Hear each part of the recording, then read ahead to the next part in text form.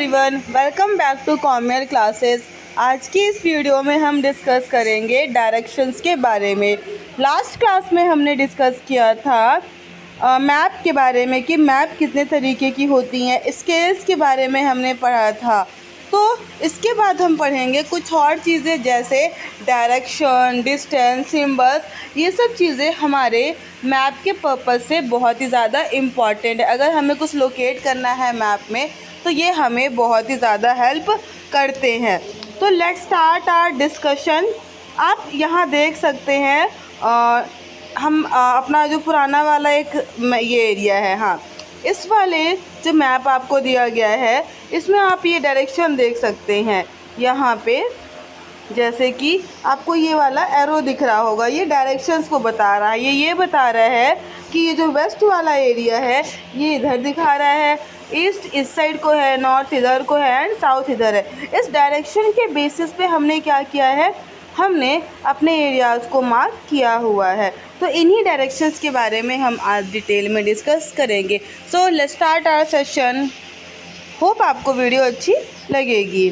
तो यहाँ से हम शुरू करते हैं। इन दिस और एक चीज़, हम जो न्यूज़ एनसीईआरटी है उसके थ्रू अपने सोशल स्टडीज़ का चैप्टर नंबर 1 कंप्लीट कर रहे हैं।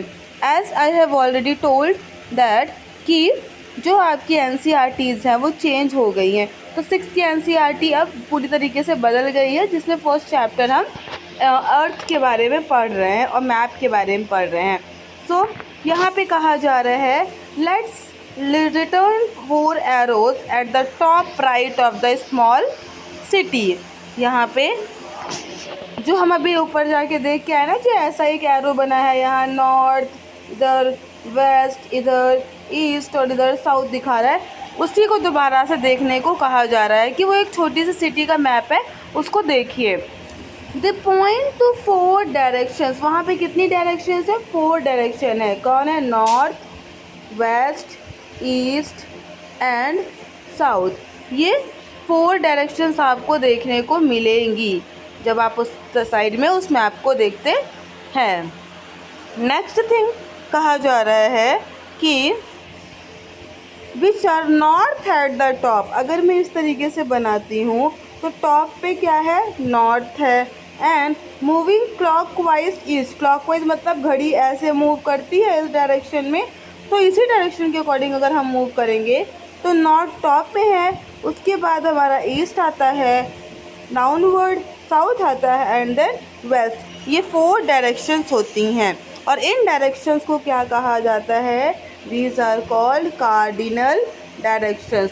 तो कार्डिनल डायरेक्शंस में वो डायरेक्शंस होती हैं जो आपकी मेन 4 डायरेक्शंस होती हैं, उसे हम कार्डिनल डायरेक्शंस कहते हैं। इसके अलावा ठीक है, जैसे इस वाले एरिया में ये जो आपको डायग्राम दिया गया है, सॉरी, ये जो डायग्राम आपको दिया गया है, इस क्लॉक में नॉर्थ, ईस्ट, साउथ, वेस्ट, ये जितने भी डायरेक्शंस हैं ये सब आपकी क्या है? कार्डिनल डायरेक्शंस हैं। अब कार्डिनल डायरेक्शंस के अलावा ये जो बीच वाले एरिया छुटे हुए हैं इसको भी तो कुछ कहा जाता होगा, तो इन डायरेक्शंस को हम कुछ अलग नाम देते हैं। जैसे इसके अलावा on other than these intermediate directions are also use. Intermediate directions, ठीक है, इंटरमीडिएट मतलब नॉर्थ ईस्ट के बीच का एरिया जो इंटरमीडिएट कहला रहा है, ईस्ट और साउथ के बीच का, साउथ वेस्ट और नॉर्थ वेस्ट का बीच का एरिया। तो इसके अकॉर्डिंग भी हमने डायरेक्शंस को अलग अलग क्लासीफाई किया है। तो अब कहा जा रहा है कुछ डायरेक्शन है, जैसे क्लॉकवाइज फिर से हम मूव आउट करेंगे। जब क्लॉकवाइज मूव करेंगे तो एक डायरेक्शन नॉर्थ है और एक डायरेक्शन ईस्ट है, तो इसके बीच में जो ये स्पेस बच रही है ये कौन सा डायरेक्शन कहलाएगा? ये पूरा डायरेक्शन आपको कहला देगा नॉर्थ ईस्ट। इसी तरीके से ईस्ट है, साउथ है, अब मेन डायरेक्शन तो साउथ है तो इसीलिए हम क्या कहलाएंगे? South east direction.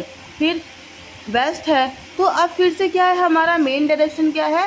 साउथ है, इसीलिए क्या है यहाँ पे? साउथ वेस्ट डायरेक्शन कहलाएगा। फिर हमारा मेन डायरेक्शन नॉर्थ है और नॉर्थ वेस्ट डायरेक्शन एक हमारा आ जाएगा। ये हमारा क्या है? एक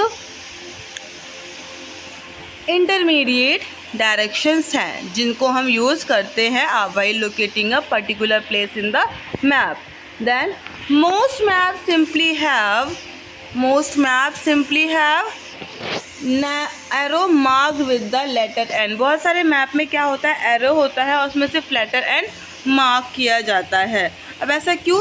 विच पॉइंट नॉर्थ डायरेक्शन, और वो क्या पॉइंट करता है कि वो नॉर्थ। मान लीजिए ये एक पर्टिकुलर मैप है और सिर्फ यहाँ पे नॉर्थ लिखा हुआ है, तो मीन्स सिर्फ ये नॉर्थ साइड का ही एरिया आपको दिखा रहा है। Other locations are not mentioned in this map. Then symbols, ठीक है। अब हमने दो डायरेक्शंस पढ़ी, लेट्स रिवाइज वंस अगेन। दो डायरेक्शंस पढ़ी, एक होती हैं आपकी कार्डिनल डायरेक्शन और एक होती है आपकी इंटरमीडिएट। टोटल 4 कार्डिनल डायरेक्शंस है और 4 ही आपकी क्या होती हैं, इंटरमीडिएट डायरेक्शंस। और दोनों को मिला के हमारी टोटल कितनी डायरेक्शंस बन जाती हैं, 8 डायरेक्शंस बन जाती हैं। Always remember this is important. Class 6 के MCQ में भी ये चीज़ें पूछी जा सकती हैं, इसलिए आप इसको अच्छे से पढ़िएगा। नेक्स्ट, सिम्बल्स क्या होते हैं? सिम्बल्स मतलब किसी पर्टिकुलर चीज़ को दिखाने के लिए एक फिगर को दिखाया जा रहा है, रिप्रेजेंट किया जा रहा है। Then symbols are another important components of map. Map का जो कंपोनेंट है उसमें एक इम्पॉर्टेंट चीज़ क्या आती है आपकी, सिम्बल्स, ठीक है। क्या है? सिम्बल आती है। अब ये सिम्बल्स क्या है? Our map has small drawing of actual building and a few other element. हमारे जो मैप्स होते हैं उसमें हम बिल्डिंग भी ड्रॉ करते हैं, उसमें हम एयरवेज भी ड्रॉ करते हैं, उसमें हम लैंड एरिया भी ड्रॉ करते हैं, उसमें हम एग्रीकल्चरल एरियाज भी ड्रॉ करते हैं। तो ये अलग अलग जो सिम्बल्स होते हैं वो कंपोनेंट्स कहलाते हैं आपके, जो इम्पॉर्टेंट है मैप के लिए। देन यहाँ कहा जा रहा है but there would be enough space on the map for large city और अ कंट्री टू ड्रॉ। लेकिन एक मैप में इतनी ज़्यादा स्पेस नहीं होती है कि हम एक कंट्री को क्या कर सके, ड्रॉ कर सके पूरी की पूरी। तो इसीलिए हम उसमें क्या करते हैं, छोटे छोटे सिम्बल्स को यूज़ करते हैं। Then instead a symbol is use to represent this feature. इसीलिए कंट्री की जो छोटी छोटी चीज़ें हैं, रोड, सड़कें और इसकी रोड हो गई, आपकी बिल्डिंग्स हो गई आपके, इन सबको दिखाने के लिए हम एक पर्टिकुलर सिंबल को यूज़ करते हैं, जिसे हम अभी आगे के चैप्टर में डिस्कस करेंगे, आगे के जो टॉपिक्स हैं। देन फॉर एग्जांपल अलग अलग बिल्डिंग्स के लिए, रेलवे स्टेशंस के लिए, स्कूल, पोस्ट ऑफिस, सब के लिए एक पर्टिकुलर सिंबल हमने दिखाया है। फिर रोडवेज, रेलवेज और नेचुरल एलिमेंट्स, पॉन्ड्स, फॉरेस्ट, इन सब के लिए हमने क्या है, अलग अलग सिम्बल्स बनाए हुए हैं।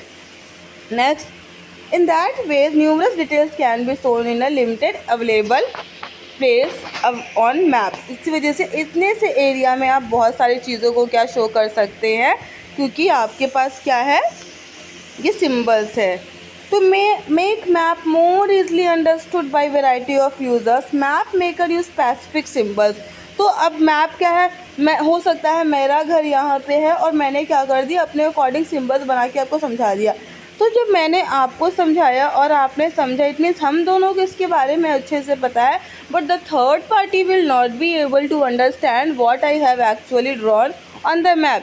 That is why the map maker has use some specific symbols which are understood by different peoples, ठीक है।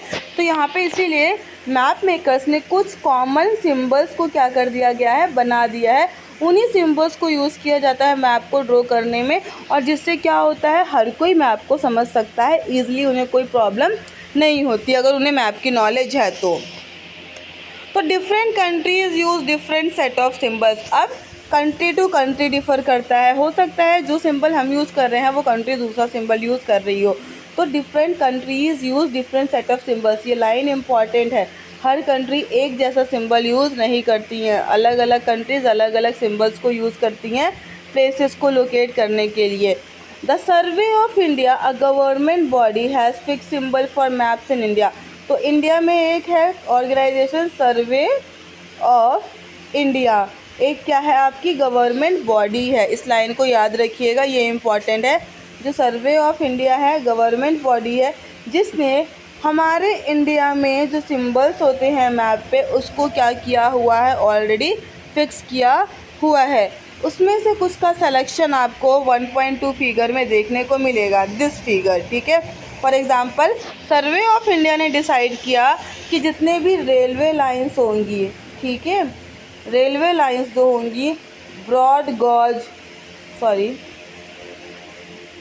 नेक्स्ट, हाँ, रेलवे लाइंस होगी broad gauge, metre gauge, railway station, इन सबको क्या किया जाएगा, इस तरीके से लोकेट किया जाएगा। ये रेलवे स्टेशन है, ये मीटर गॉज है और ये ब्रॉड गॉज है। ये रेलवे के टर्म्स हैं जिनको इसमें स्पेसिफिकली मेंशन किया गया है। नेक्स्ट है तो ब्रॉड गॉज का मतलब होता है जब दो रेलवे लाइंस बनी हुई हैं, दो रेलवे लाइंस जो बनी हुई हैं उसके बीच का जो डिफरेंस होगा वो कितना होगा, 5 फीट का होगा। और मीटर गॉज का मतलब है अगर दो रेलवे लाइंस है उसके बीच का जो डिफरेंस होगा वो 3 फीट का होगा। तो on the basis of difference यहाँ पे क्या किया गया है, यहाँ पे जो किया गया है ये रेलवे लाइंस का नाम रखा गया और इसी के हिसाब से इनको क्या किया गया है, इनके सिंबल्स दिए गए हैं। जैसे जो ब्रॉड गॉज है उसको थोड़ी सी मोटी बनाई गई है, इसके अलावा जो आपकी मीटर गॉज है उसको क्या किया गया, थोड़ी पतली बनाई गई है और रेलवे स्टेशन पे ऐसे रुकने वाला एरिया को मेंशन किया गया है। इसके अलावा नेक्स्ट जो क्लासिफिकेशन है इसमें आपकी क्या दिखाई गई है, मेटल्स रोड्स के बारे में कि जो रोड्स होती है वो कितने तरीके की होती है। एक मेटल रोड होती है, एक अनमेटल्ड। मेटल रोड वो होती है जो कि आपकी कंक्रीट वगैरह से जो बनी होती है, जैसे आपकी जीटी रोड जो पक्की रोड होती है जहाँ पे व्हीकल्स का मूवमेंट स्मूथली होता है। और अनमेटल रोड जो आपकी कच्ची सड़कें होती हैं, ठीक है, वो अनमेटल रोड कहलाती हैं जो बारिश वगैरह के टाइम पे ख़राब हो जाती है, क्योंकि परमानेंट रोड ये नहीं होती है। तो इन रोड को हम इस तरीके से स्पेसिफिकली सिम्बलाइज करते हैं। देन बाउंड्री, जो बाउंड्रीज़ होती हैं इनकी भी पहचान होती है। जैसे इंटरनेशनल बाउंड्रीज़ को हम इस तरीके से 1 डॉट फिर 1 लाइन फिर 1 डॉट करते हैं, ठीक है, थोड़ी बड़ी बड़ी होती हैं। स्टेट की जो बाउंड्रीज़ होती हैं उनके बीच में इस तरीके से हम क्या करते हैं, छोटी छोटी लाइंस को ड्रॉ करते हैं। और जो डिस्ट्रिक्ट की बाउंड्रीज़ होती है उनमें लाइंस तो छोटी होती हैं, पतली होती हैं, बट डॉट को हम नहीं रखते हैं। इससे पता चलता है कि वो स्टेट के बारे में है, इंटरनेशनल बाउंड्री के बारे में है या फिर डिस्ट्रिक्ट बाउंड्री के बारे में है।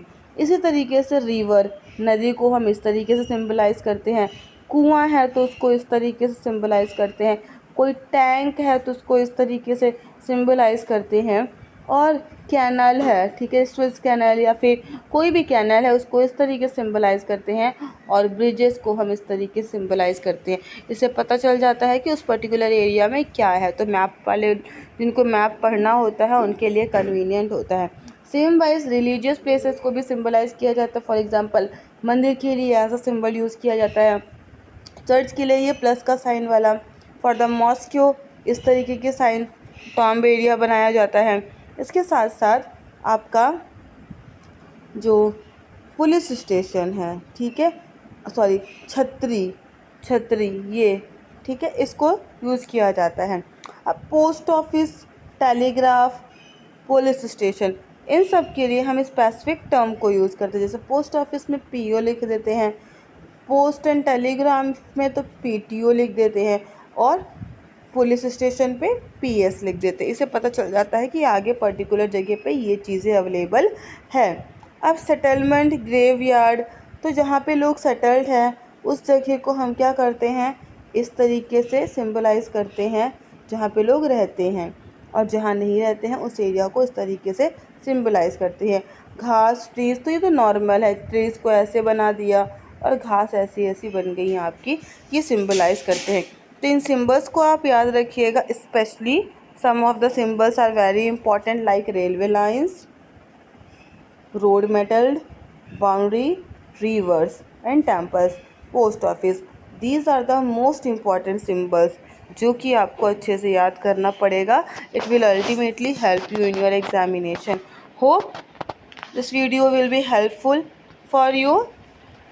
और कल हम पढ़ेंगे मैपिंग द अर्थ। अभी तो हमने लोकेलिटी का मैपिंग का शुरू से पढ़ा है, अब हम ब्रॉड वे में पढ़ेंगे कि पूरे अर्थ पे को कैसे मैप किया जा सकता है।